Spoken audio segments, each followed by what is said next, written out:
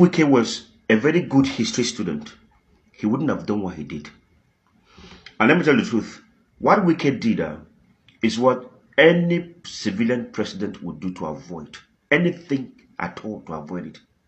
Unfortunately, Wike ended up dragging Tinubu into it.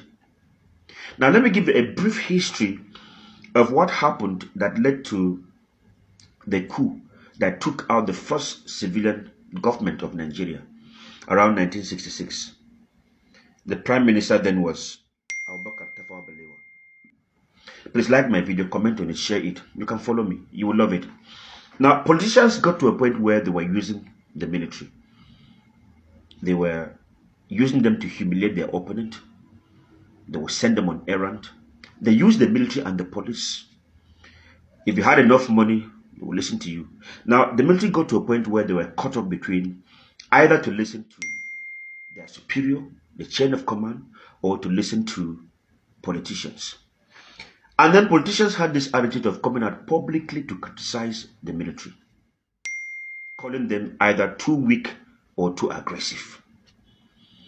Now, saying that, and you know that military by their training will never accept that. You know, woke up one day and then Tafawa Balewa was deleted, and then several politicians were also deleted. Now, see what happened after that happened. The military came out to justify what they did. The civilians even came out to also support them. They said some things like, this is not their fault. This is what the politicians called upon themselves. They've never had respect for them. So we're not surprised at what happened.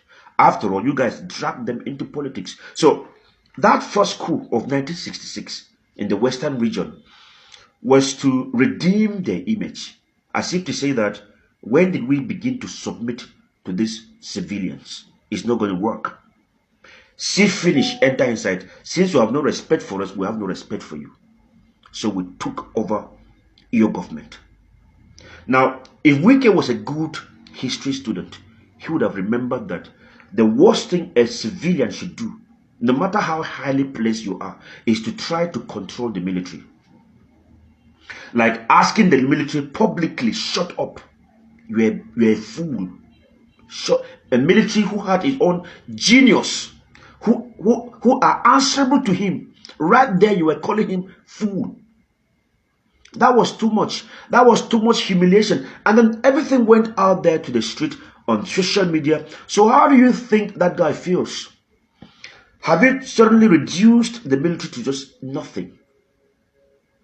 That is what Wike is calling. So now, in case you're not getting what I'm saying, imagine if the guy had just cowered away and said, oh, welcome, sir. I'm sorry, sir. Welcome, sir. How would you be seeing the military right now? It means you have successfully put the military under you, under your control. These are the things that lead to coup. Yeah. And that was what Buratai was trying to say.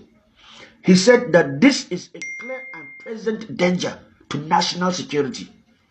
He went on to say that publicly humiliating a uniformed officer weakens discipline, damages morale, undermines the commander-in-chief himself, as if to say that obviously you have no control over your ministers. You have no control over your ministers. Maybe you've forgotten the past. You've forgotten what it used to be like. It was a call on Tinubu to put these guys on check. We are army. We are the ones who protect your government. We keep your government. We are not under you. All right? We keep your government. If we don't want your government there, you won't be there tomorrow. It's as simple as that. That's why he's given the right to appoint the service chiefs so they can bring in whoever you trust, because they're the ones that will protect you. Now, the question is this. Why is Tinubu still keeping quiet?